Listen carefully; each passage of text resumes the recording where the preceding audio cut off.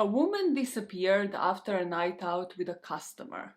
The police has its reasons to prolong the investigation. The murderer has his reasons not to fall under pressure and never to confess. The family has their reasons to act in the way that might not be seen by everybody as morally right. It will all culminate over 6 years after the murder with an unsatisfactory verdict. This is the second part of the story on Lucie Blackman. At this point in time that I'm recording this video, I haven't still edited out the first part that I recorded yesterday, but I can confidently say that the girl in the back, which is what I not so famously call the thoughts inside of my head, has kind of owned my ass yesterday. Yeah, the whole day. The whole day. The bitch would not shut the hell up.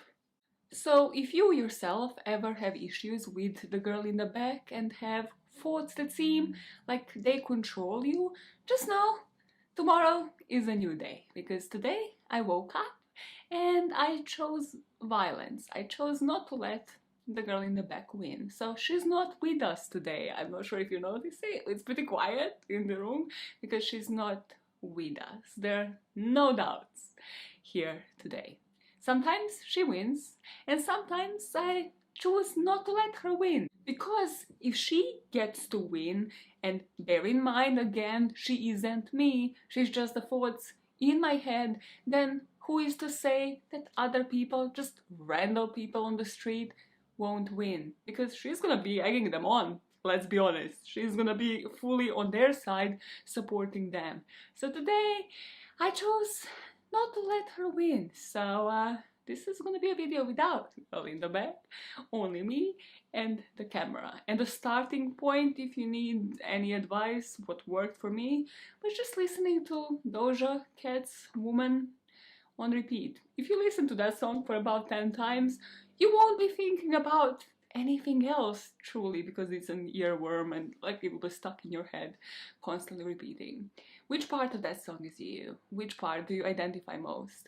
For me, is the part of the song where she says she's a woman and a motherfucker, and when I first heard that song, I was like, damn, that is strong. And now I'm like, I mean, she's a woman and a motherfucker, you can be both.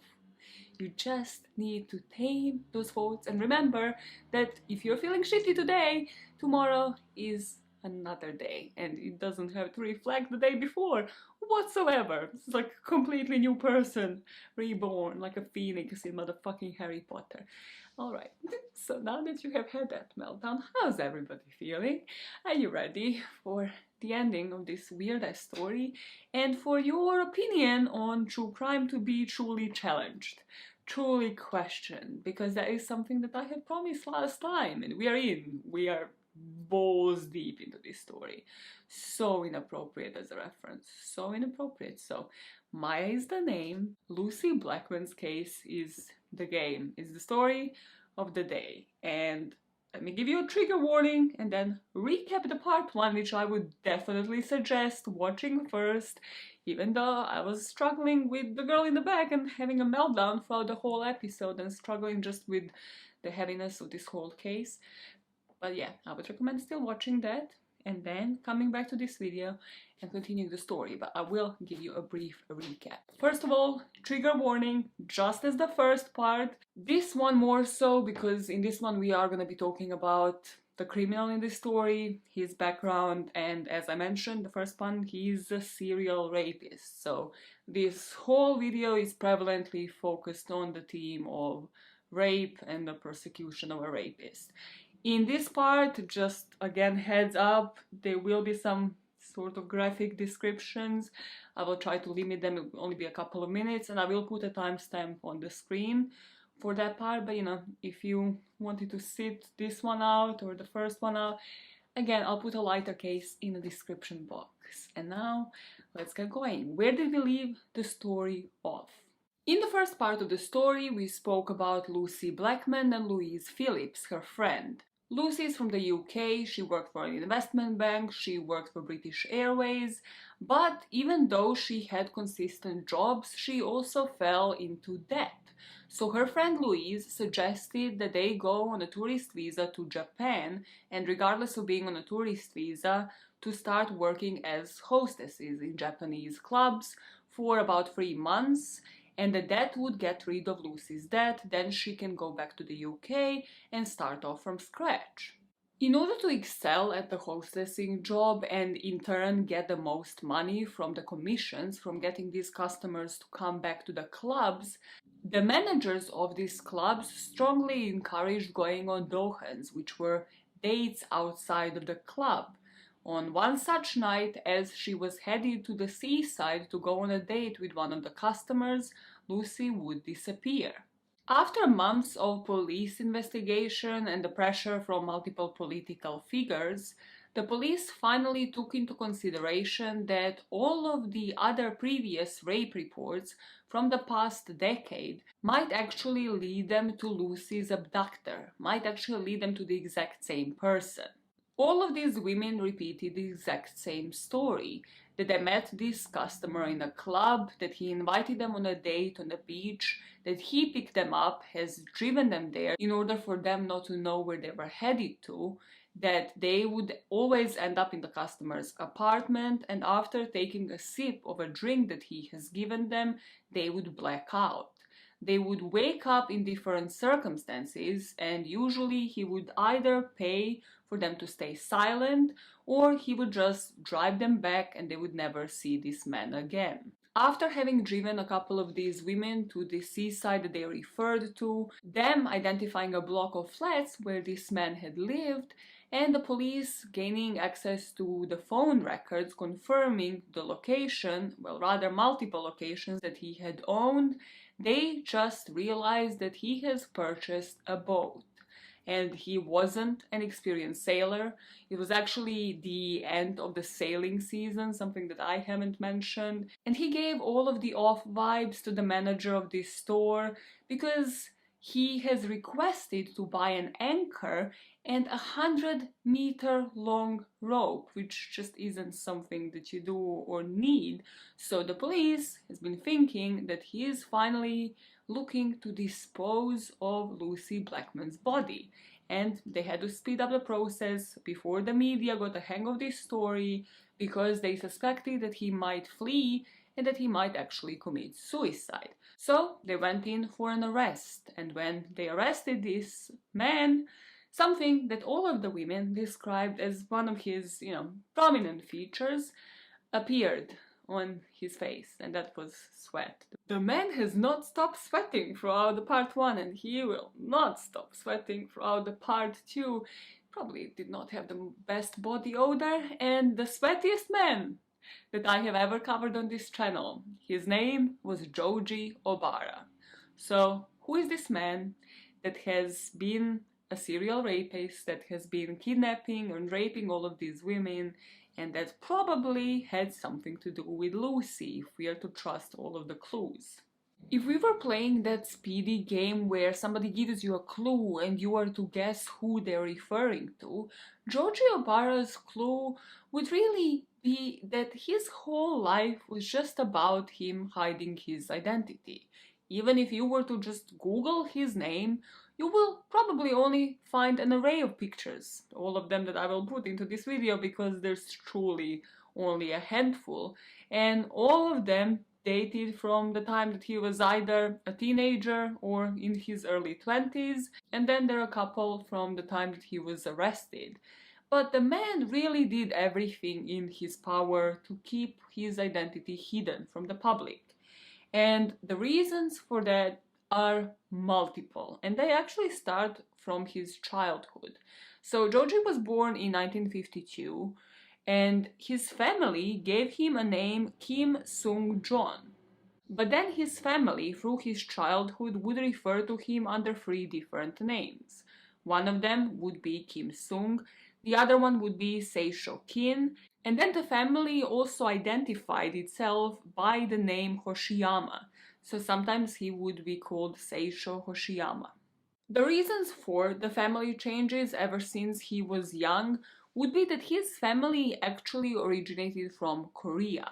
They were what in Japan is known as Zainichi, which would be the ethnic Koreans of Japan. Now, what I'm about to say next is probably summarizing the 100 years of history between Japan and Korea, and I'm in no way, shape, or form an expert. I'm literally summarizing what I read in this book. But as colonization was happening throughout the Western countries, well, rather Western countries, colonizing the East and African and Asian countries, well, there was a whole colonization going on in Japan that nobody really spoke about. And Japan was dominant over Korea. This led to, in 1910, Korea being formally annexed into the Japanese Empire. The colonizers would do what colonizers always did. They would be building roads, different railways, and Korean elite would be educated in Tokyo. But whatever this Japanese power brought in form of the economic development, flourishing of the businesses, was also heavily suppressed by racism and violence towards immigrants. At the time that Joji's parents were born, crime was still pretty much resolved by mobs. Even though there was about 2 million Koreans living in Japan, they would live in impoverished circumstances, unless they were filthy rich. They would be living in designated areas, what you could consider ghettos, and would really be the subjects to the culture, the subjects to the Japanese emperor, but never considered as full citizens. Within the hours of Joji's arrest, the media was all over this case, and they were in particular looking for Joji's family. Because now, yet again, I'm going to refer to two things from part one. One would be the dignity of Japanese police, the fact that all of these women weren't taken seriously because they were technically under the umbrella of sex work. They were working in the industry that wasn't really considered as appealing or dignifying to the police to investigate. Then also, if you remember the press conferences that Tim has been conducting, they expected him to cry and also to sort of assimilate himself within the Japanese culture and to ask the captor to give the daughter back, but also to apologize for the inconvenience that he has been causing. The same would apply to criminals' families. Within Japanese culture, if you are a mother or a father or any member of the family really of somebody committing these gruesome crimes, you are expected to show your face in front of a camera, be extremely tearful and apologetic. So what the press had expected is that they are going to be able to track his parents down, they're going to apologize and say why their son was this way, why their son was a serial rapist. They're going to have their why, they're going to have the motive, and then they're going to publish all the newspapers, he's going to go to trial, and finally they're going to have all of the answers to their questions. And what the press was about to learn the hard way is that nothing in this story would come as easy. Because this is the story of Joji Obara. Joji was born to his dad Kim Kyo-hak and his mom Chun-ok-soo. His parents came to Japan before the war and they came there voluntarily. By the time Joji was born, his dad Kim was quite rich. But nobody could really tell how. How did he amass his wealth? He did have a couple of properties in his possession. He also owned some car parks, had a taxi company, and also ran a few pachinkos, which are the Japanese arcade games. This is when it gets a bit shady, because at the time what was known sort of on the hush-hush by everybody was that these pachinko cash windows were run by the Yakuza, by the Japanese mafia. These Yakuza gang would be the ones keeping order in the markets, resolving any ownership disputes over property, driving out any unwanted tenants. So you can see how, if he had owned some property, some car parks, that can be helpful for him. Unlike the other companies that would only take Koreans as manual laborers, they would be giving these Zainichi people prospects. They would be hiring them on. Unlike the banks that wouldn't be giving Zainichi loans, Yakuza would. These Yakuza gangs would be the refuge for the poor, for the marginalized, discriminated Koreans in Japan, and a lot of people would usually get involved with them in order to prosper. This is the moment when I have to use the word alleged. There is no confirmation that his dad was connected to Yakuza.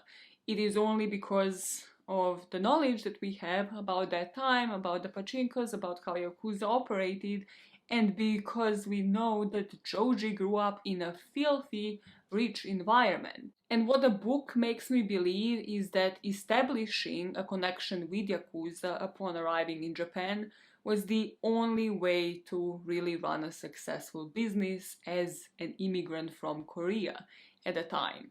I'm just saying this is all alleged, there's nothing confirmed, because I have been hearing that Joji likes to sue people from prison, so that's great. I don't want him to come for me. By the time Joji was born, his family would move from one area in Osaka to another.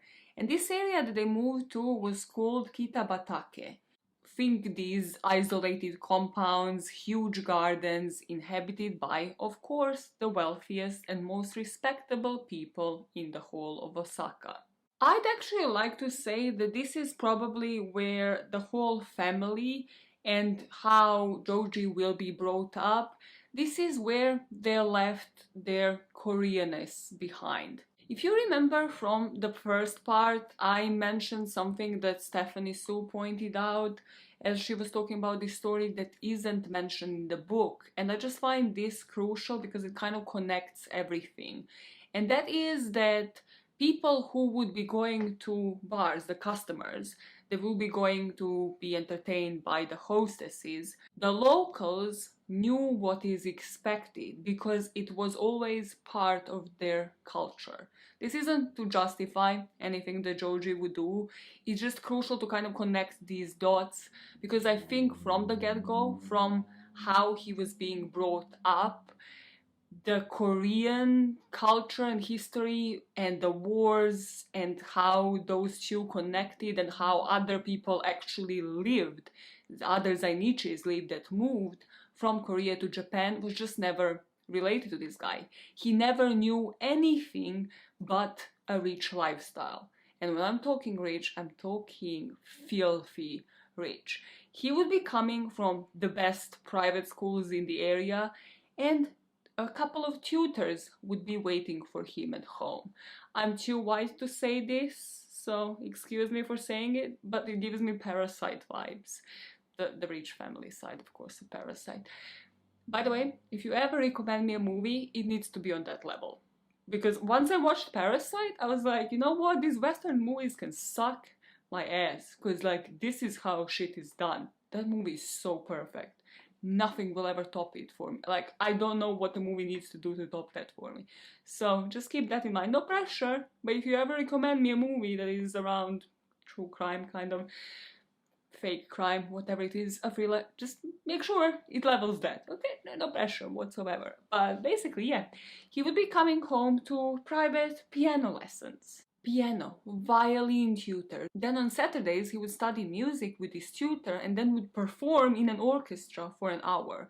And these tutoring sessions started from his nursery days. Like, he was not even 4 years old when this started. So of course, at the age of 6, this man is already richer than you and I will probably ever be, and he enters a famous school called Osaka University of Education. Apparently this is a name of a school that 6-year-olds go to, and this is one of the best schools in the country. Regardless of him having all of these tutors, regardless of him going to the best schools, regardless of him being in a big family because he ended up having 3 other siblings, he would never really be friendly with anybody, he wouldn't have any friends, and he wouldn't really be close to any single member of his family.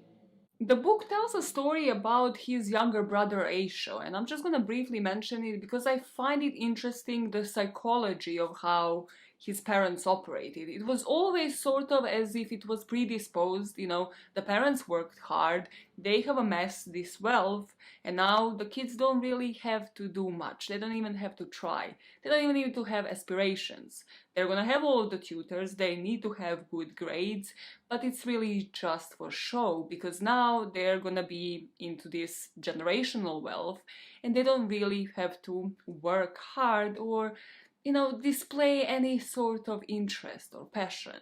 For example, when his younger brother Aisho was expressing interest in writing, he was talented writer, or well, we don't really know, because when he published a story when he was 22 years old and got an award for it, he got a literary award, and after that he was super proud of himself. He was like, okay, cool, I can be independent, I can do this for the rest of my life. Then he realized that the judge of that literary contest was actually a friend of his mom's that she knew from the days before he was even born, another Zainichi, another Korean in Japan.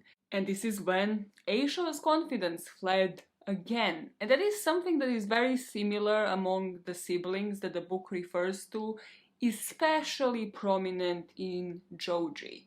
That lack of confidence just because the family was filthy rich and they could really do whatever. But in Joji, this displayed itself from what he would later say in him constantly degrading himself. This is where the issues with identity come to the surface again. What I believe he means by him degrading himself during this period of time is that there were two different versions of Joji. There was the version where he was elevating himself. He moved out at the age of 15, and when he was at uni, he was again living in this place that had like a pool. He had his own personal maid, and he was bringing friends over. He was doing karaoke sessions. He was singing Tim Jones for them. And everybody said like, wow, he's such a great singer. So I guess those paid tutor sessions paid off for something. He would showcase a collection of records in his house to his so-called friends, but he never truly made friends because he could not overcome just building the smallest level of rapport that he could always escape from. He'd be the type of guy with those sociopathic traits that can talk to you about any topic and then can just leave, and you would kind of forget about him because you never really bonded over anything unless it was materialistic. None of the people that he was friendly with while he was studying at uni said that they were his actual friends. In fact, all of them said that they never met somebody like Joji. They never met somebody with such a fugitive aspect to him. It's just as if he didn't want to be in pictures, he didn't want to be seen with anybody, and it is as if he just didn't really want to belong anywhere. And another thing that made him stand out to everybody that met him, we are still on the him uplifting himself part by the way, were his eyes. His eyes had the marks, had the scars that made people believe that he had a surgery that is known as epicantoplasty. This surgery serves to transform the single fold eyelid to the double fold, so sort of making a person look more westernized, look more Caucasian.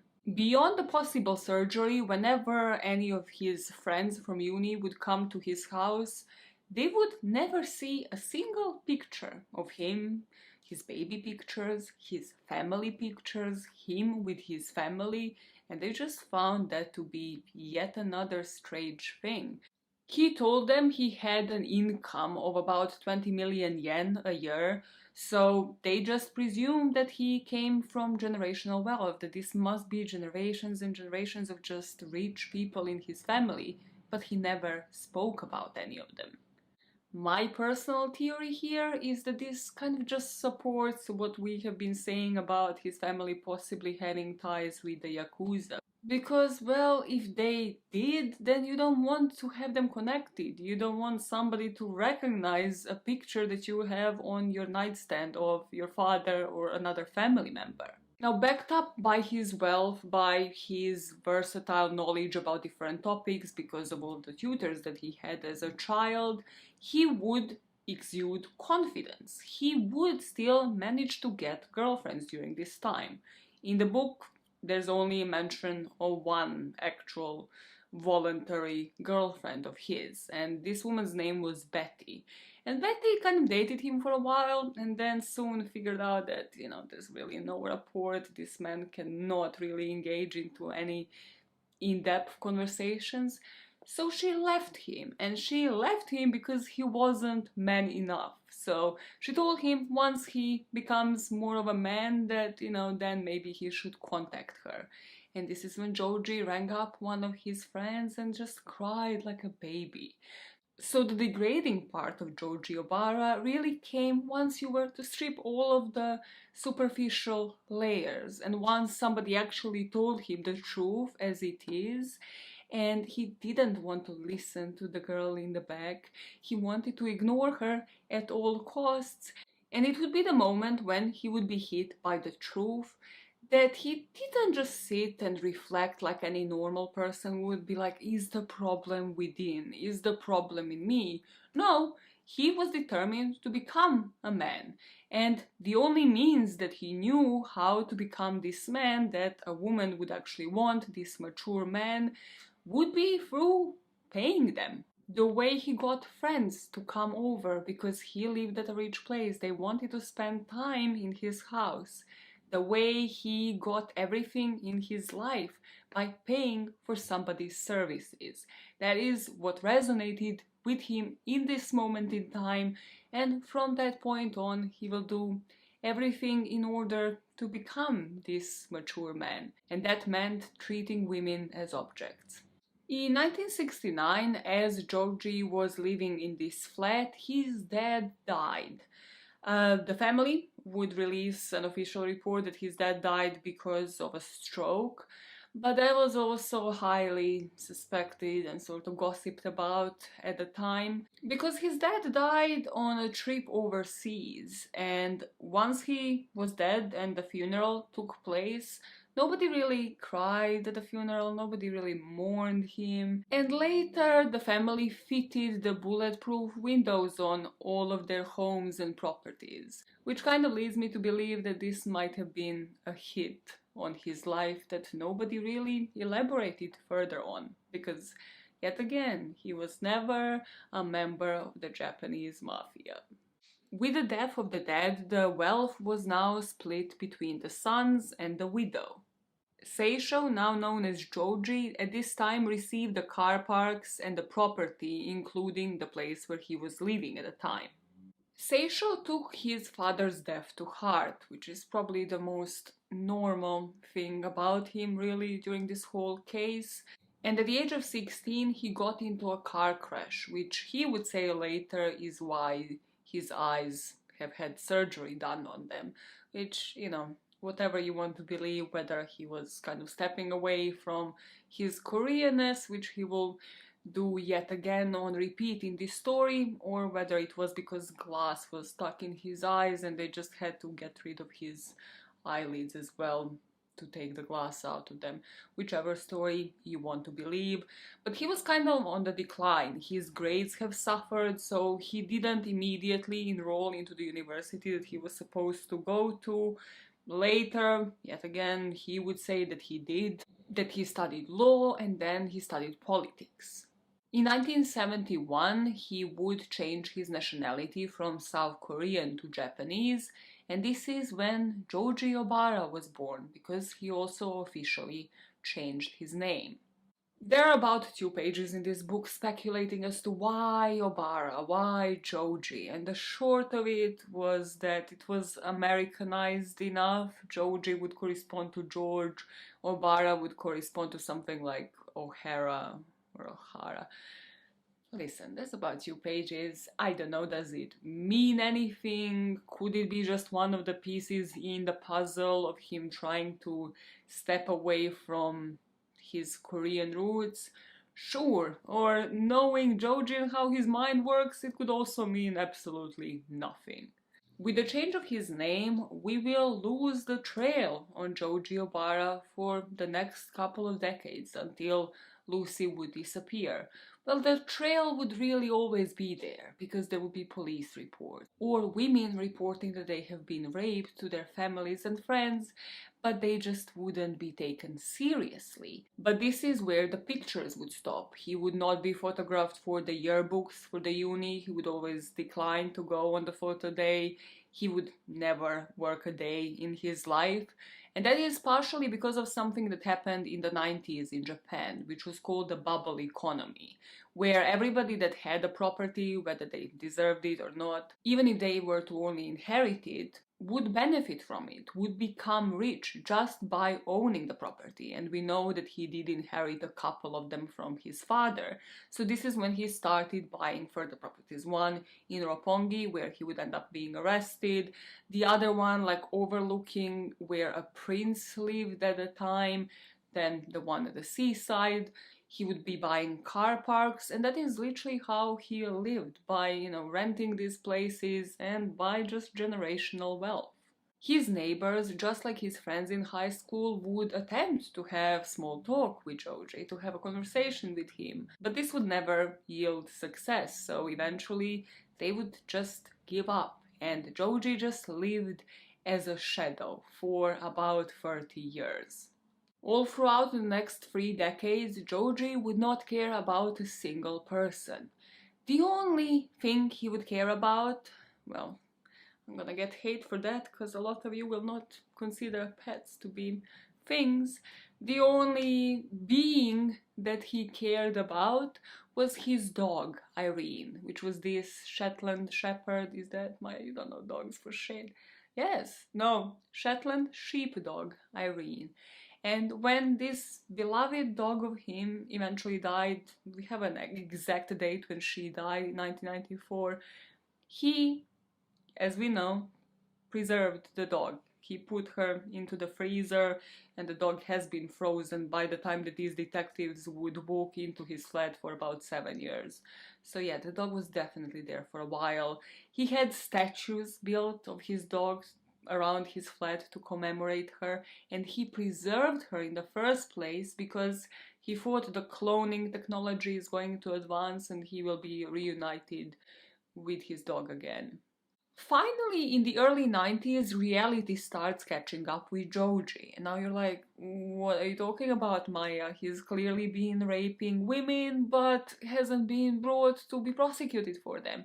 Partially. He still didn't have grasp on reality with his dead dog living in the freezer without having any friends. He didn't know how real world worked. So he thought this bubble economy thing is gonna last forever. So he invested and took loans from the banks on this project where he thought he's going to build this skyscraper. He thought in this skyscraper he's going to build blocks of offices, shops, so he can rent them out and profit further. But the timing was off. The bubble economy was over by 1993, 1994, and he just borrowed more and more loans for the bank for this project that was going nowhere because he had nothing to finance it with, because it didn't work a day in his life. So these banks were suing him for all of the unpaid loans. By 1999, that flat that his parents left him with the pool and everything was also repossessed by the court because he just couldn't pay all of the debt. He further amounted that by the weirdest, probably debt-inducing situation I can think of, because he got addicted to just buying this exotic sushi. Now you're like, how the hell do you get in debt by buying sushi? Well, this sushi wasn't like, the sushi from Wasabi that you get around the corner, like your homegirl here.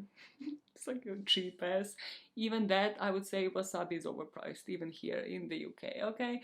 But we digress. This sushi per portion cost around 37.50 pounds in the UK, which is around 6,000 yen. This is like a portion. This is like his lunch.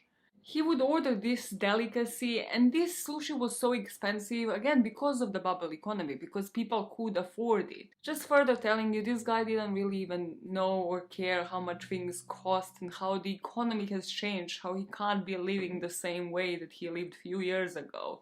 And he would get this sushi always delivered to his house, and these delivery drivers from Zushi, from that area where the seaside apartments are, would always say that he was just weird. They would bring it all the way up to the apartment, and then they would walk in. He would be wearing sunglasses, even though it would be just literally inside of his own flat, and to try to always cover up most of him. And there would always be either the smell of incense or cologne, as if he was trying to always mask the smell of something in this flat. What they never spotted in his flat was any indication that a woman lived there or that a woman ever crossed the pathway of that flat. There were never any shoes, any women's bags, any indication that a woman, even his mother, was ever present there. So this is who Joji Obara was when he met all of the women that he raped, when he met Lucie. And just as a recap, he was a man who was really uncomfortable with his identity, doing pretty much everything to step away from it as far as possible, to the extreme of changing his name, nationality, physical description, if you were to believe that story, distancing himself from his family, friends, making sure that his identity is unknown to everybody and that he just lives as a shadow. But what he could not erase were his rising debts, all of the unpaid loans, and most importantly, the fact that he was an immigrant, raised by other immigrants. I'm not saying this in a negative connotation here. First of all, come on, listen to this accent. I don't have the right to. Also, I'm a proud immigrant, to be honest. Like, I'm not faking the colonizers' accents here. So, that went, north and then it went south.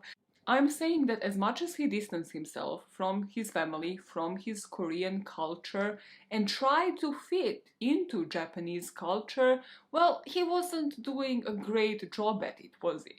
He was a loner. He never attempted to have a baseline of what a normal relationship, consensual relationship with a woman would be, nor a baseline for a friendship with any of his friends from uni, from school, any of his neighbors. Where I am driving at is that the man that walked into Casablanca and met Lucie Blackman that night before asking her to go to seaside with him was the man that had a couple of things in common with Lucie: the immigration, the debts. And it's easy to see how somebody like Lucie, like a hostess, somebody street smart as all of these women were, would be able to build rapport with him. As superficial as it might have seemed, I can see how he would have been able to get her to go on a dog hunt with him, how he would have been able to convince her to get into his car and just go on a date, because he probably found some things in common, which is actually going to be true, because now I'm pulling you away from the night that they have met back into the interrogation room. Because if you remember, we left it off with Joji getting arrested and sweating profusely from his face, and his eyebrows can't contain it. So, what happens in the interrogation room? Here is where we start familiarizing ourselves a bit with the Japanese justice system. So, the police had the right to hold him for 3 days, but they could extend it by 10 days if they were just to get a warrant, technically, to rearrest him. And this extension can happen twice for 10 days. Once those 23 days expire, they need a confession or they need something when it comes to the evidence in order to make an arrest. So during the 23 days that they had him, he was held in this holding cell. So they would have like prison cells in the police station, so they could just extract him, bring him to the interrogation room every single day. From daylight to dusk, they would bring him to the police interrogation room. They would question him over and over again. Here, scratch everything you know about true crime because the tactics were quite different. First, they didn't even have to have a recording device in there. Police was trusted enough and they had enough power in order to just get a verbal confession. And as these superintendents would state for the book, the confession was king in these interrogations. The confession is what they were aiming for. And in order to extract that confession, they would deploy a variety of tactics. Some of them you are probably familiar with, trying to exhaust somebody, deprive them of food, of sleep, of water, repeat the same question over and over again until they finally cave in. Obara wasn't caving in. This man literally lived in solitary. To be honest, if I was Japanese police here, I would actually just bring as many people as possible. I would make this into a freaking circus where I would bring people and be like, no, deal with them now. Like, it's not even police, no, deal with them. Let's see how you thrive when it comes to, you having company. Because that's what would have probably made him crack, not like a police officer sitting in front of him. Of course he wouldn't cave under pressure in these circumstances. The man was thriving. He was living his best solitary life. The book does mention that other tactics that they might apply would be mild physical abuse. So they wouldn't like waterboard you and just beat the shit out of you, but they could sometimes, slap you a bit on the face for you to revive yourself after asking you the same question for 50 times. But 23 days were approaching, and Joji was not caving under any of these tactics. So, on the 23rd day, just as he thought, okay, I might be getting released, they actually charged him for the rape of Clara Mendez and rearrest him for the rape of Katie Vickers. This would allow them to keep him for another 23 days. And they would do this, arrest and rearrest him 6 other times, and he would still not crack. Luckily for the police, there was another thing that Joji and Lucie had in common, and that is that Joji also kept a diary. These diary entries would reveal that he would refer to the whole of the rape, from when he would pick up the girls to when he would drop them off or dispose of their bodies, as a conquest play. And he treated the flat that they found all of the DNA evidence and that the police and the forensics were now in looking for DNA as a hub. Here, the police would find hooks attached to the ceiling above the bed, video equipment, professional lights, and a ton of cameras with film in them. So within the first couple of weeks, as they were interrogating Joji, they tested Tim and Jane for DNA because they found certain strands of blonde hair, and they managed to confirm that the hair found in the flat was Lucie's. And on those rolls of film, they also found 2 pictures of Lucie just posing in that marina. Based on the body language from the pictures, it looked as if he asked her to pose for them, as if, she was just posing to get it over with and just move on. In the flat, the police would find samples of other date-raped drugs, like GHB and 13 bottles of chloroform.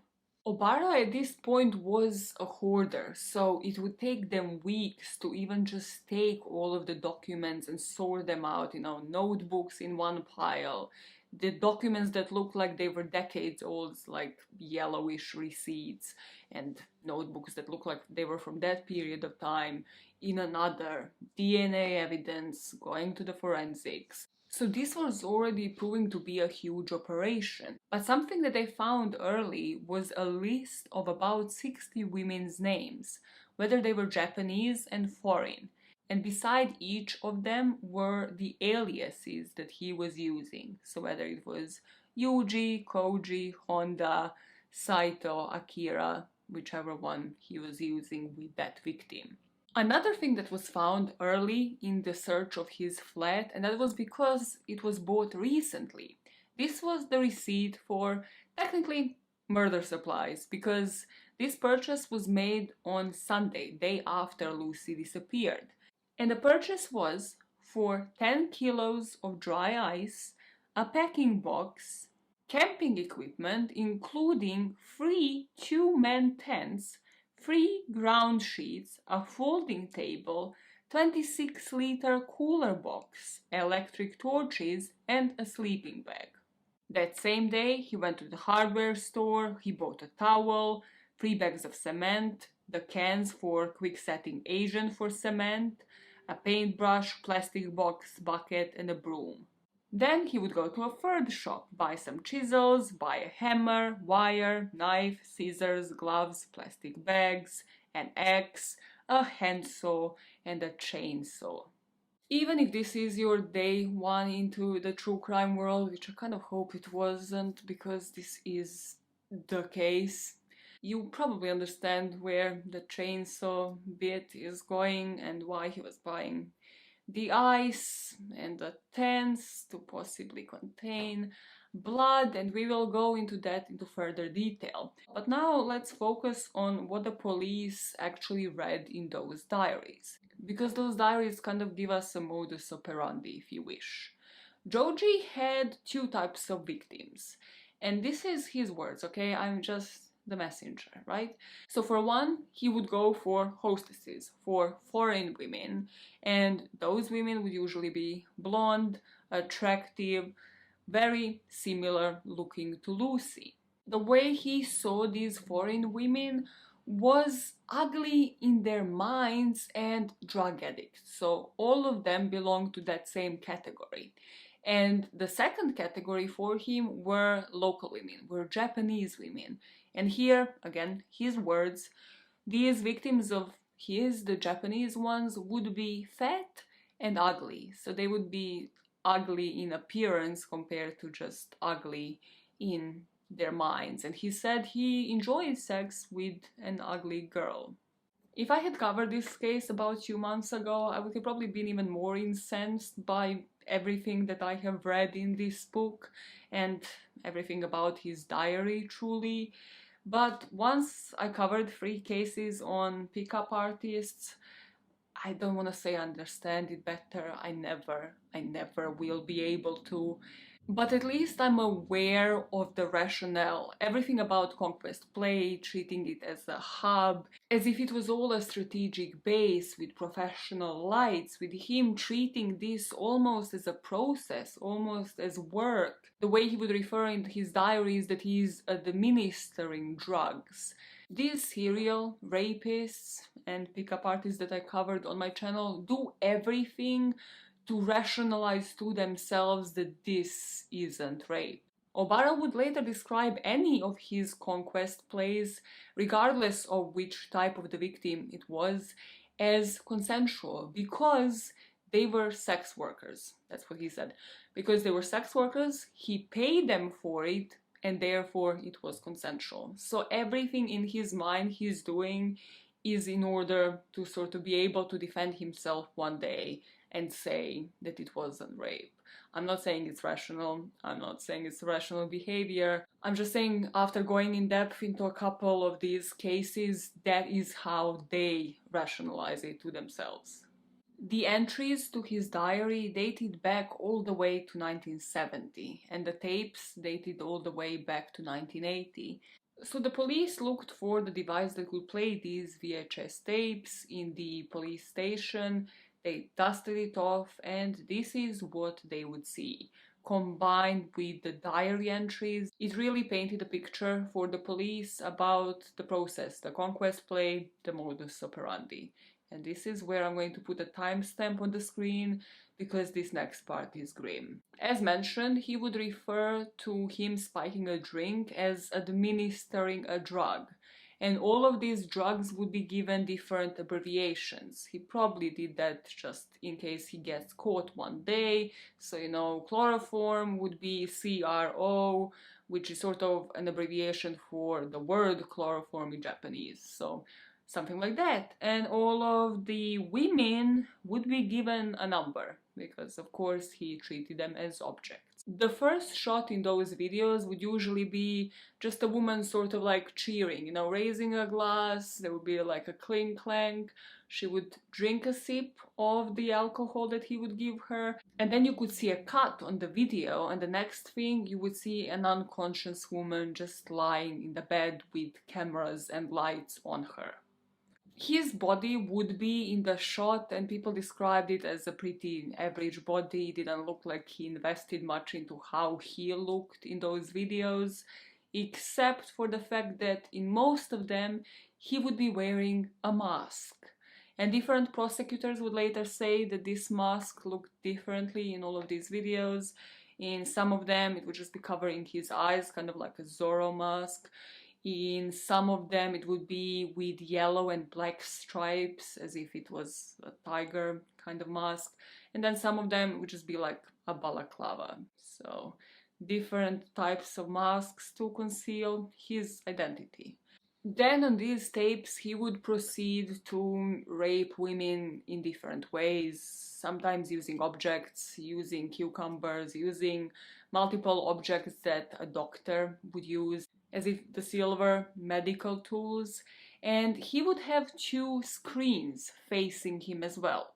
One of the screens would be showing the rape that he was recording, and the other one would be showing a porn film, which is some next level of pathetic. It's somehow weird and pathetic at the same time that he also needed a stimulation, because probably subconsciously he knew exactly what was going on and couldn't really get it up just from the rape. And if a woman was to give an indication that she was coming back to consciousness, then he would usually have chloroform on the side to just cover her nose again for her to just become unconscious. Different accounts on how many tapes were found will be reported.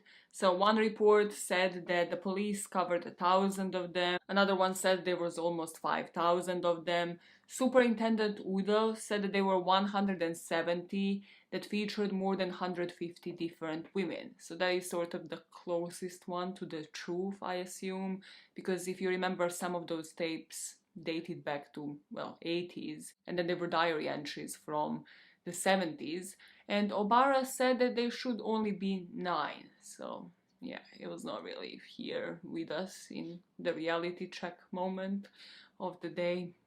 What's important is what number will eventually make it to the courts, and that number will be 40. But what the police really needed at this moment, because after arresting him and rearresting him 6 other times, they were still nowhere close to getting a confession. And as I mentioned, they found a couple of strands of Lucie's hair and a few pictures of her at the marina. So yes, they knew she was in his flat, they had the phone records confirming it, but they had nothing confirming foul play. There was no blood on the scene. So, was she murdered there? Was she disposed somewhere else? Was there another murder site? Where is her body if she was murdered by him in the first place? There were so many questions to be answered and still only circumstantial evidence. And the family at this point, both Tim and Jane, were giving up on the hope that she was still alive. Ever since Joji was arrested, they knew that if he was her captor, if he was holding her somewhere, in those circumstances she would probably be dead by this point, or the police would have found her because they searched all of the properties. So they were slowly giving up on hope. And in the meantime, without knowing it, another family is getting closer to finding out what happened to their daughter. Because in this hoarder's flat, the police recovered a receipt from somebody who hasn't reported a rape to them, who hasn't come forward after Lucie disappeared. And this woman hasn't come forward because she was also dead. The receipt the police found in his flat was from '96, and the receipt indicated that Joji visited somebody by the name of Carita Ridgway. Carita was from Perth, Australia, and her parents also divorced when she was in her early teenage years, and she took this as hard as Lucie did. After her parents' divorce, she got quite withdrawn and actually had to be hospitalized to a psychiatric clinic because she was showing signs that she wanted to commit suicide. But then at this hospital, there was a psychiatrist who had a record of abusing female patients, and this man started taking her out for lunches. Luckily, he was sacked because of the previous charges before he did anything to Carita, but now her self-confidence was also just shredded to pieces. Even though she was as gorgeous as can be, she also had really taken care of her appearance, had really long blonde hair, had radiating smile and personality. Once she got out of this psychiatric clinic, she also dropped out of school. Just like Lucie had Louise, Carita had her friend who suggested an adventure, who suggested they should go to Japan, work as hostesses, and then yet again, after the tourist visa expires, come back to Australia and start from page one, turn a new leaf, completely just rejuvenate themselves, and then she can figure out if she wants to continue going to university, if she wants to continue studying, or just in general what she wants to do with her life. During the next 5 years, Carita would go between Tokyo and Sydney. She would go to Tokyo around 3 times, she would just hostess for a couple of months and then return. And Sydney was a choice because once she returned to Tokyo, she was staying at this hostel for some time, sort of backpacking, and this is where she met Robert, who would date her for the next 5 years. Then, as she returned to Tokyo for the third time, a friend that she made there would ring Robert and would say that Carita had gone out for the weekend and hadn't come back. And now she was in a Tokyo hospital, unconscious and ill. Her parents and Robert all flew to Japan and they just couldn't process what has happened. Carita wasn't the person who would be drinking, she wasn't even smoking, so what happened that made her land in a hospital? The doctors at this hospital could only offer them theories. They said maybe she was a drug user, so once the whole family said no, she wasn't, then they said it might have been viral hepatitis, but they haven't really done any tests. In fact, they actually cremated Carita then and there. And the family had to attend what is apparently traditional in Japanese culture. And this is one of the weirdest things in this case that made me jump out of my skin. They were led to this room where she was incinerated with gloves and chopsticks because apparently in Japanese culture the incineration doesn't completely burn the body to ash where you can just put it into the urn and just hand it over to the family. Rather, the family is met with a burnt skeleton, calcined skeleton, and then they have to use chopsticks to put parts of her body into an urn. I have no idea what I have read. I cannot process what I have read. Just like in Lucie's case, had Akira who was calling her friend Louise. Here there was a man who told them his name is Mr. Nishida and he was the one that dropped Carita off at the hospital. So what he said is he met her at the hostess club, then he offered a trip to the beach, to the seaside, and this is where they went to a restaurant and have eaten some oysters. And after that, she followed him to the flat, but nothing had happened, even though he claimed the two of them were in a consensual relationship. He just said later in the night, Carita woke up and she wasn't the same. It seemed like it might have been food poisoning, so he dropped her off at the hospital and then just left her. And he met up with the family and had given them a ring and a necklace that he said would have been a present for her birthday next week. And indeed, Carita died only a few days before her 22nd birthday, so she must have shared that information with him. And the family said they were numb, but they couldn't do anything. They couldn't press charges because the hospital and the doctors haven't told them what was wrong with Carita to begin with. Therefore, this was an accidental death. The Australian embassy wasn't listening, the Japanese police wasn't listening, so they just had to leave for Australia.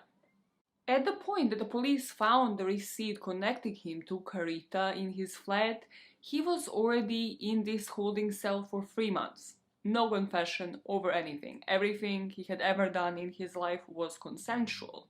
So the police goes to that hospital, and luckily here, again I'm saying luckily very loosely because everything in this case I shouldn't be here telling you this story, that is what I'm saying, but because they suspected hepatitis, they kept a part of her liver before they incinerated her.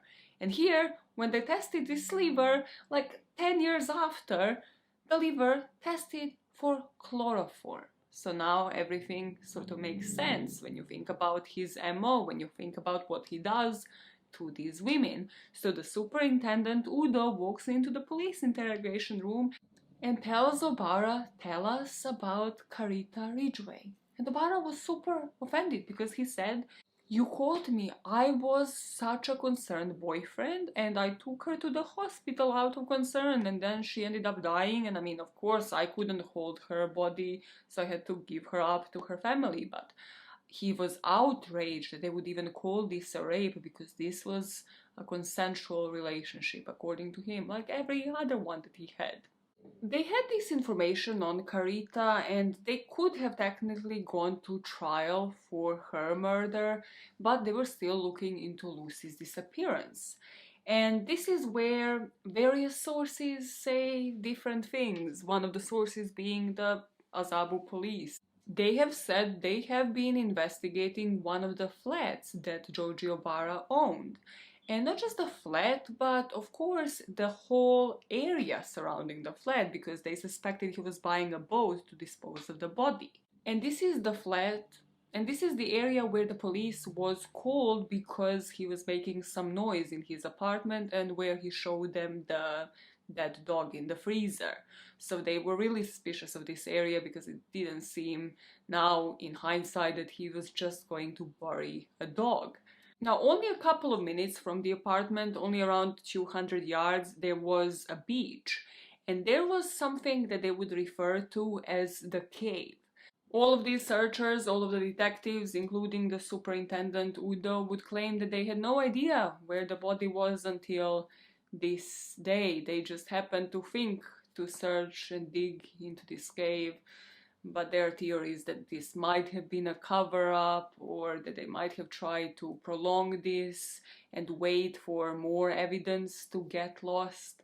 For what reason, I don't know, but it just doesn't seem to fit the whole idea of police dignity and them making sure they look good within the public eyes.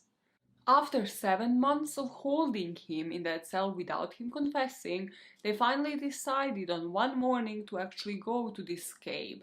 And this cave was really nothing glamorous. It was sort of just like a part of the beach that teenagers would use to smoke and hide from their parents, or, people would just use to dispose the litter that they would bring to the beach. And there they found this rusty bathtub, and as soon as the police removed it and started digging about 2 feet deep, they found an arm severed at the shoulder. Then they continued digging and they found a foot, then they found a hand, and it was the nail polish, the perfect nail polish that Lucie would apply that would really make them believe that they have found Lucie's remains. 6 searchers would be leaving the cave with a zip bag and they would bring the body to the lab where the dental records that they had had from Seven Oaks would finally confirm for them that they have found Lucie Blackman. There are different theories on the internet why the police didn't do this for 7 months, considering that her body parts were 2 feet 13 inches under the soil, that this wasn't really even concealed well, and there are some conspiracy theories that they have tried to conceal evidence and ensure that certain times passes for them not to be able to link this to Joji, to a Japanese man. And another thing that stirred up these conspiracy theories was that it was impossible to determine Lucie's cause of death with the autopsy. So they thought maybe they postponed this for about 7 months.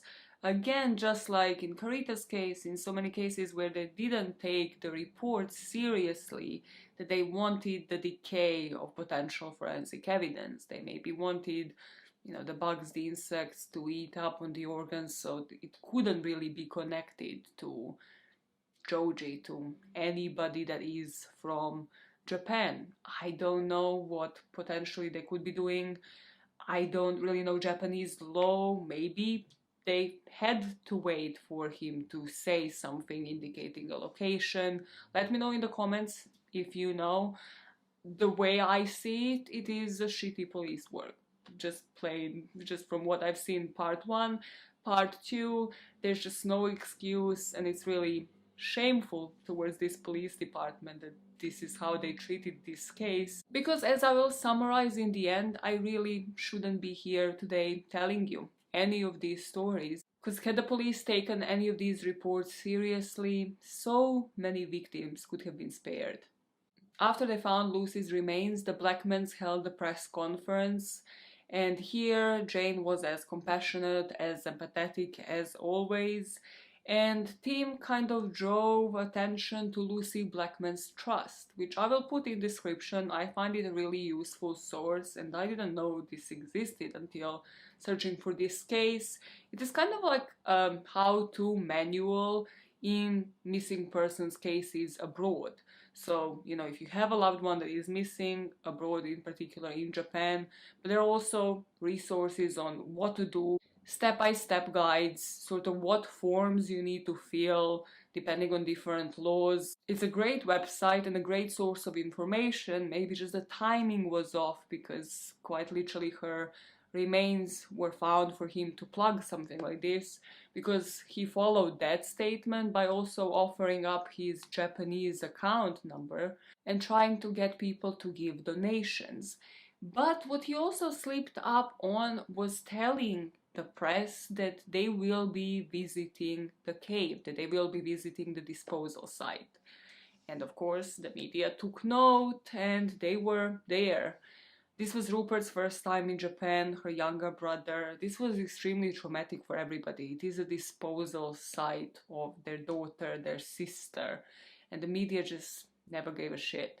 They were there taking pictures as Rupert was quite literally on the ground, sobbing, as the whole family was just trying to process the whole situation and put the pieces together, just commemorate their daughter. And the Japanese press just didn't leave them alone.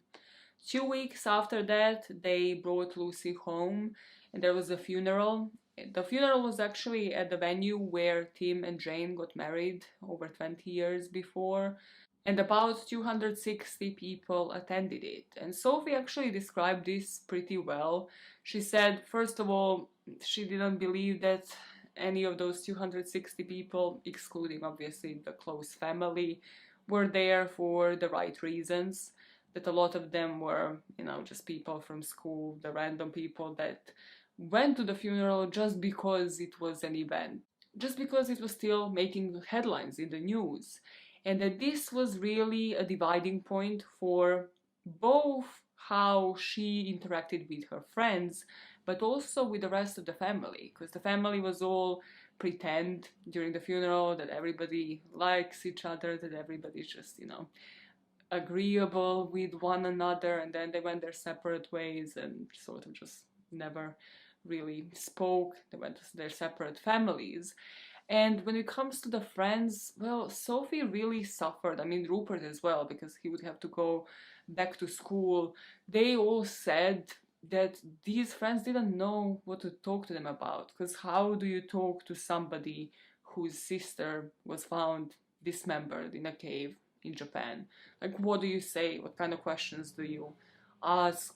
So a lot of them have lost both friends and just contact with the family. So this really just isolated them further. A year and 3 days after Lucie would disappear, on 4th of July 2001, Joji Obara was finally brought to the trial for the rape and killing of Lucie Blackman. A quick briefing here, just like we have done with the police interrogation. So the deal with the court system in Japan is, first of all, a judge decides on the verdict, there's no jury. There's only one court hearing per month. This is why, as I mentioned in the beginning, this is gonna drone on for over 6 years. The conviction rate is 99.85% compared to 73% in the US. So if you walk into a Japanese court, you are gonna be found guilty. They refer to you not as Sir, Mr., Mrs., but as a criminal suspect and then your surname, so criminal suspect Obara. And here, from what I could tell reading this book, really, when it comes to prosecutors, those aren't desired jobs in a way, because they're just like pro form. The trials in Japan aren't as dramatic as you would see them like on TV and American television whatsoever, because they're just there pro form, to appear once a month and just give their statements. There's no twists and turns. Everything has been done by the police, by the investigation, and the trial is just there to present it to the public and for the judge to decide on the verdict. Let us dive in and begin with the prosecution's account of events. They had all of the receipts because this hoarder kept them all, so they could technically place everything he did before even meeting Lucie on that day. They had a receipt for the dry cleaners. They had the timestamps for the pictures that he has taken of her by the marina. There was a receipt for the restaurant once he ordered food for both himself and Lucie. And then there were the phone calls that Lucie has made just as she was having dinner with him. The prosecutor's narrative would pick up on Sunday afternoon when he was making calls to Louise as Akira Takagi. The next couple of receipts painted the picture of him buying murder supplies from different shops. Next Thursday, on the 6th, the police was called to his apartment, and this is where they found him with the frozen body of his dog and the cement. The prosecutors introduced a caretaker who was the eyewitness, saying that on the following morning, on Friday, they have seen somebody looking like Obara walking near a beach with a shovel. The prosecutor concluded his statement saying that between the 5th and the 6th of July in 2000, with the use of electric chainsaw, either within that flat or places nearby, Joji Obara dismembered Lucie, put her head into cement, dried it out, and put the rest of her body into rubbish bags, burying them in the cave under the cliff and abandoning them. Next, we have him sending the letters to the police that I mentioned in part 1, pretending that he was Lucie and that he was paying off the debts.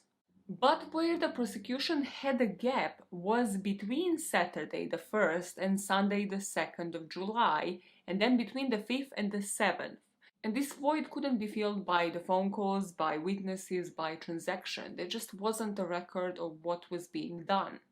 And also, because her body was in that cave for about 7 months, they didn't have any of his DNA on her, and as I mentioned in the flat, there was no blood, so only a couple of strands of her hair, which we know that she was already in his flat, so there was a lack of her DNA in his place as well. And for the Japanese justice system, that was quite literal. That just wasn't enough in a sense that it didn't quite answer how did this happen. The story flowed, it made sense, but it just wasn't really enough connected him to actually physically murdering Lucie. The prosecutors knew that they needed something more. The expert witnesses managed to connect the cement from his flat to the cement that Lucie's body was encased in. But here is where the prosecutors, sort of midway through the trial in 2004, came up with providing the courts with an experiment. I think this was conducted in a lab, I kind of hope it was. They purchased the exact same equipment that Obara did. From the tents to the bucket, the shovel, the chainsaw. They went to the butcher's to get a body of a pig that was already dead and dry, so they had to find a way to simulate blood. So they did it with red paint that they were injecting into that pig, and then they would dismember the pig on the tent. And after this whole experiment was over, not a single drop of blood was left behind, so they thought this would be enough to prove that Joji could have done this without leaving Lucie's DNA behind.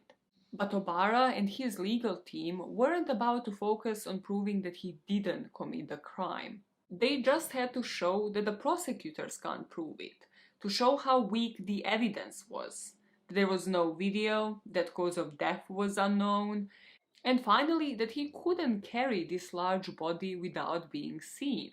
This is when Obara decided that he is going to face the public, her family, everybody in the courtroom, and the judge.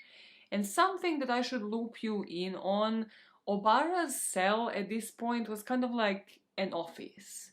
In Japan, they allow you to see all of the evidence that they have, including copies of Lucie's diary. And he is about to twist everything in Lucie's diary that I have mentioned in part 1 about her insecurities, about how she hated it in Japan, Louise's testimony that they might have taken some drugs and that they might have wanted to have further supplies. He was twisting every single thing from Lucie's life in order to suit him and his defense. His defense consisted of 2 parts. The first one was poke at everything in the prosecution's case. And the second part was to paint an alternative portrait of Lucie herself. The first part he did by just overwhelming everybody with details of an alternative story. The alternative story was that he had an assistant called Mr. A. You see, apparently Obara's car exploded in the underground car park somewhere. So this guy wanted to investigate that for him, and his name was Mr. A. And this is how he got introduced to this guy. They bonded. Mr. A even tried to offer Obara drugs. There would be details on like the amounts there. So many boring details, just sort of to like spin this thread of a story that would somehow apparently make sense to us. And then on the 6th anniversary, on his dog's death, this Mr. A, his new assistant, was supposed to help him bury the dog that he kept for cloning all of this time. And at this time, it was when he met Lucie. And Lucie was, of course, on drugs. She was taking them in clubs, she was taking them after, she was taking them on the dates with him. To the family and everybody sitting and listening to this, it was really obvious what he was doing, that he was portraying Lucie in bad light, but they weren't so sure that the judges will see it in this way. And what made them really unsure was that there was always some form of truth and information that only Lucie and the family could have truly known about, wrapped in all of those lies. For example, he knew and mentioned Blackman's curse, which is something that Jane would say when talking to Lucie herself and that Lucie didn't mention in any of her diary entries. And here Jane was referring to her mother dying when she was 41, sister when she was 31. He kept repeating that, so the prosecutors finally asked him, okay, you are not like making any sense, just like stop disturbing the family. Can we go back to Mr. A? What happened here? Why was he introduced as a character? And then Obara said, well, you see, when I met Lucie that evening, yep, I had dinner with her, and then I called Mr. A to drive her home. The next thing he remembers is that Mr. A's assistant, this guy called Sato, has actually called him saying that Lucie has overdosed and that he has just disposed of her body. But Sato couldn't really testify as the witness in court because due to the grief of causing this to Lucie, he has actually died few days after that. And Mr. A, he was one of the eyewitnesses in court, but under a sworn statement, under oath in court, Mr. A confessed that he was a boss of a Yakuza gang. So in other words, one of his only key witnesses in his trial was a mafia boss. To contradict all of the statements that he has made about Lucie and her character, her parents spoke in court and also Carita's parents spoke. So first it was Jane, then Carita's mother Annette, and they just spoke about who Lucie was before coming to Japan and who she was when she was communicating to them from here, and how she never mentioned this guy being her boyfriend, being really anybody in her life. And on these days, when the parents were to face the court, he refused to appear. Apparently, it was legally possible for this coward to refuse to show up in court, so he didn't. And Tim, after Jane and Annette spoke, made one of his most impactful statements. He said, "The worst guilt of all is that the feeling of guilt I have when I do not think of her. The guilt I feel when I'm happy for a moment about something. This guilt feeling makes it impossible to ever be really free during my life from the devastating effect of her death. And part of me knows that I will never be free from this tragedy until I'm able to be with her in my future life. Only death will release me from this pain. Only knowing that when I die, I will feel her arms around my neck again helps me live my life." This statement has moved everybody in the court, so it came as quite a shock when the public learned that Tim has accepted £500,000, or around $1 million, from Joji Obara. Further, signing a document questioning evidence against him. Whatever you think about Tim, at least he has given us some of the most dramatic twists and turns in this story. Okay? But before you scream your head off at me, let me tell you what this really meant. Obara's lawyers were hounding on all of the family members. Carita's parents, Clara's parents, Isabel's parents, Katie's, literally all of the victims in this case, offering them money in order for them to submit a statement that would kind of alleviate his sentence and say that maybe they're doubting the evidence in question in their loved ones' cases. Now, Annette, Carita's mom, refused. Jane, Lucie's mom, rejected it as well. Some of the victims' families would later accept certain settlement values. The problem here was really the timing for Tim, and the problem was that, of course, they kept the receipts. Obara's lawyers kept all of the emails, all of the negotiations, because apparently Tim kind of tried to get even more money from Obara, so that didn't look really good. So they kept all of the receipts to show to the judges. And this is what he said. Again, just from the English here, you can kind of guess that it would be Obara's lawyers or Obara himself making this statement that Tim would just sign upon receiving this money. So the statement would say, "What was the real black material flooded from mouth at all? And what was the real black material veiled the head of my daughter Lucie Blackman at all?" Yeah, this just isn't really correct English grammar, so. The second point was, "Constituent analysis of the concrete veiled the head of my daughter Lucie Blackman." And the third point of contention was, "When and how transferred my daughter Lucie Blackman from Sushi Marina to the cave." This was followed by saying, "Hearing before and as father of Lucie Blackman, I would like to wish you please inspect the most important, these 3 points, supposed to be able to clarify the cause of death in this case." So the statement he signed was just for the police and the prosecutors to re-examine certain pieces of evidence that was obviously crucial in Joji's case, sort of like pleading with the police.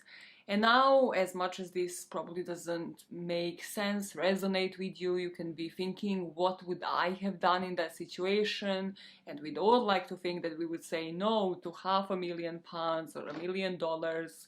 But you can also kind of subconsciously understand where he was coming from.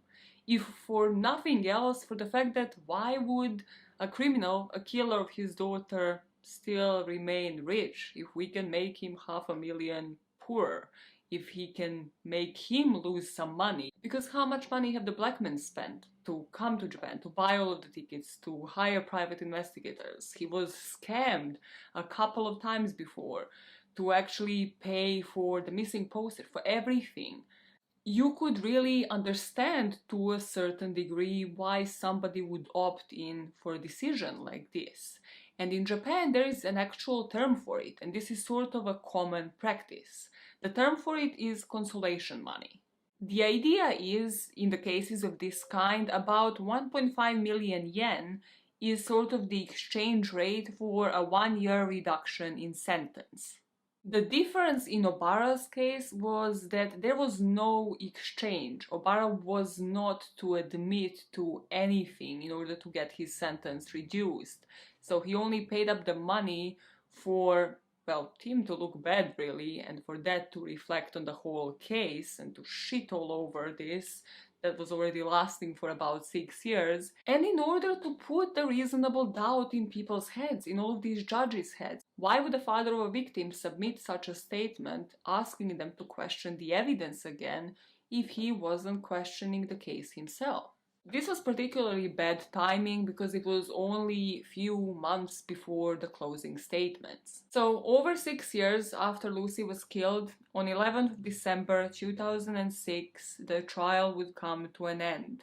Yet again, procedural thing, but the court is only to deliver a verdict in 5 months' time, prolonging this somehow even further. And 5 months from there, the court had acquitted Joji Obara of the death of Lucie Blackman. On 24th of April 2007, Obara got a life sentence in prison after the guilty verdict on 8 other charges of rape and one of raping and killing of Carita Ridgway. The judges said that in the end there was no real DNA evidence, everything was circumstantial. There was no DNA linking him directly to killing or doing any harm to Lucie. And if Lucie's funeral and death drove a wedge in this family, this just deepened it to the next level. They were not talking to each other. Sophie suffered with some extreme depression. Nobody really even knew how bad it was. She started taking antidepressants and then she started piling them up to take them all at once and to attempt suicide, and she ended up in the hospital. Luckily, they managed to save her, but this is when they realized she was also cutting herself. She just wasn't doing well. Rupert also went through depressive phases. Jane remarried and hated him forever for him accepting the money, for how he dealt with this whole situation. And Sophie just really, in the end, sided with her father, sided with him, because she just said there's no reason for this amount of hate, for this amount of wedge in the family after everything had happened.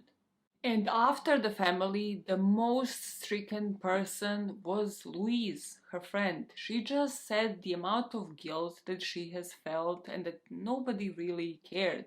She also isolated herself for a while from everybody and then had to meet another group of friends, another group to socialize with, because she just felt huge guilt every Christmas, every birthday. On her wedding day, she said she didn't even want to get married because she knew Lucie would never have that experience. Lucie would never be able to get married herself. And Louise would say that after she returned from Japan, she was just unable to work, to function properly as a human being, and that even to the date, at least to the date of publishing of this book, Lucie's story and her case would just constantly loom over her head. Joji would keep appealing through the years. He would keep appealing his life sentence in prison, and at some point he had an idea for him and his team to conduct an experiment.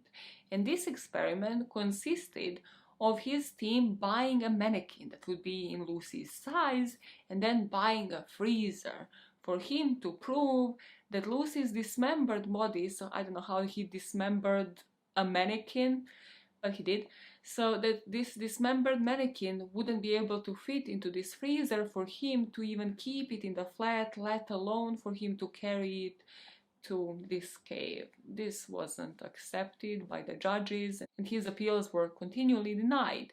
But in 2010, the High Court again gave another ruling on the appeals, and they upheld the convictions for the 8 rapes and the rape and killing of Carita. but also they partly overturned the acquittal on Lucie Blackman's case. Here, he was found guilty of the abduction, drugging, attempted rape, and dismemberment of Lucie, and of illegally disposing of her body, and a life sentence against him was just confirmed. Again, it is surprising that they couldn't find him guilty of actually killing her, but they found him guilty of dismembering and transporting her body and disposing of it. And this kind of sentence was as surprising as the first acquittal. But finally, Lucie's family felt that now they had two guilty verdicts and a life sentence, and that the truth had in the end prevailed, not just for Lucie, but for all of the victims of violent sexual crime. And just to end this on, I really want you to visualize this in your head. Lucie Blackman was 13 years old when Carita Ridgway died. The police could have stopped it then and there and prevented dozens of women to fall victims to Obara. Instead, Obara spent 30 years as a serial rapist, drugging and raping his victims. In the words of Richard Lloyd Perry, the writer of the book, humans are conditioned to look for truth which is singular and focused, hanging for all to see, like a clear full moon in the cloudless sky. Books about crime are expected to deliver such a photographic image, to serve up a story as dry as a shelled and salted nut. But as a subject, Joji Obara sucked away brightness. All that was visible was smoke or haze, and the twinkling upon it of external light. The shell, in other words, was all that was to be had of the nut, but the surface of the shell turned out to be fascinating in itself. To sum this case up, arguably every single character in this story had done something that you might have thought of as morally or ethically wrong, something that you wouldn't have done yourself. And this case is a prime example how in every single true crime case, including this one, we have to start differentiating between morally wrong and legally wrong. Because people like Joji Obara count on you to see everybody else's actions as morally wrong, to judge everybody else, and to divert your attention from them. But if you focus on the real issue at hand, it isn't how people were grieving in this case. It isn't what a victim had done before dying, and it definitely isn't about how they chose to interact with the killer or with a loved one. The only legal wrongdoing here was done by Joji. Putting others on trial for his behavior diminishes that. It takes the guilt away from the only guilty party. And that is the case of Lucie Blackman, and the one that has probably changed forever how I will look at true crime cases from now on. Because I feel in every single case, when you hear a podcast episode, when you hear a YouTuber speak about the case, you kind of can't resist thinking about what you would do in certain situations, thinking about why is these people acting this way, why is the family grieving this way, why is the victim doing this, XYZ. And really, when you take it as a whole, that is what these criminals count on. They want you to see everything else as criminal because it diminishes their own guilt. But that is where I am going to leave you today. Later this week, you should be having a really light case. I mean, it's still criminal, it's still true crime, but it has one of my favorite F words in it. And if you are a podcast fan, you know exactly the theme of this case. You know the territory we are going into. Keep it guessing between now and then, and keep it respectful in the comments on this one.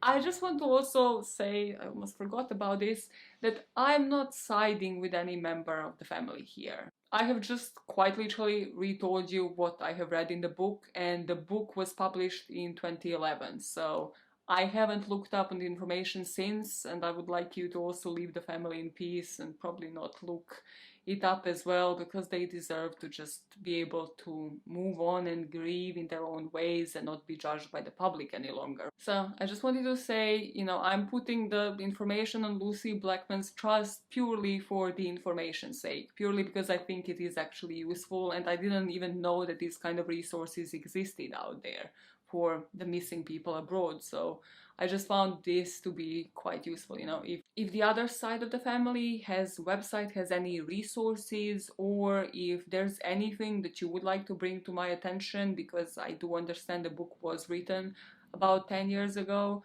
let me know. I'll put it in the pinned comment and I'll share it with everybody. And thank you for watching. You know, don't forget to like and subscribe while exiting the video. And now I shall be seeing you later this week. Oh bye, oh bye, oh bye, oh bye. One essential tip before you start recording from this pro YouTuber girl that you're listening to: just make sure you walk, you know, up and down your flat a lot, and then you sit down, you're out of breath, and then you press play. That is truly why my videos sound the way they do. Leave the one and win. Start a new relationship with you. That is what you do. Speaking of Doja Cat, that was Usher's. Speaking of Doja Cat, which song makes you feel bad? Makes you feel like, ooh, if I was only in that situation, I'd be scheming. I'm like conducting this drama in my head. I'm visualizing a whole ass plot where I'm a main character. For me, it will always have to be Usher's. You make me wanna. It's like, there is no need, Usher, there's no need for you to break up your relationship for me, because that is what I do apparently, and then for me to have to break up my marriage for you. Like, the way that song just makes me go tripping. It's a whole ass trip, and then it stops and I'm like, why did I just visualize a whole ass affair in my head? Wow, so that is something. It's like the lack of drama in your life. I should so like, okay. The lack of drama in your life is always compensated by a good song. Oh, right. This is why always answer your children's question when they're little. Okay, parenting advice from the girl suspiciously doesn't really trust children or want them to listen to her channel for specific reasons. You cover true crime. Shut the fuck up. Okay, when you're parenting your children, always make sure that you keep their curiosity coming, because then they're gonna have wild imagination. Wild imagination equals what? Fantasies, healthy fantasies. They're gonna be living through so many lives through their lives. They're gonna want to read so many books, okay? They're gonna want to watch so many TV series. They're gonna be a curious cat, and then keep learning. They keep like visualizing.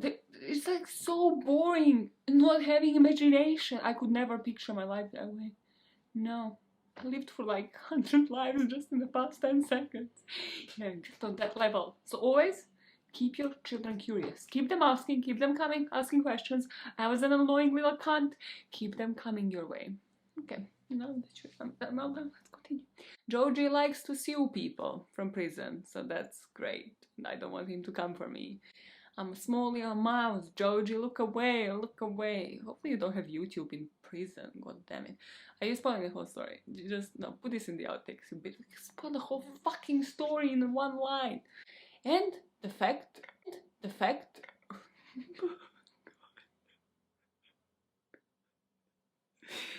yeah, please keep that in the original copy. Yeah. Don't even waste the page. Just burp and then just move on from there. Maya.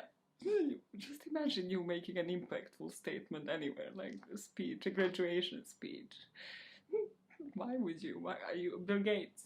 Are you freaking Melinda, bitch? Are you Viola Davis? Who the fuck do you think you are? Why would you ever? Well, Harvard, yeah. Yeah, you as an immigrant would go to Harvard to make, well, a commencement speech. What is commencement, Maya? No, tell us more about American culture. It's an immigrant story. Not mine, not mine. Mine will have success, okay? Shove it up your ass. Where were you before the burp?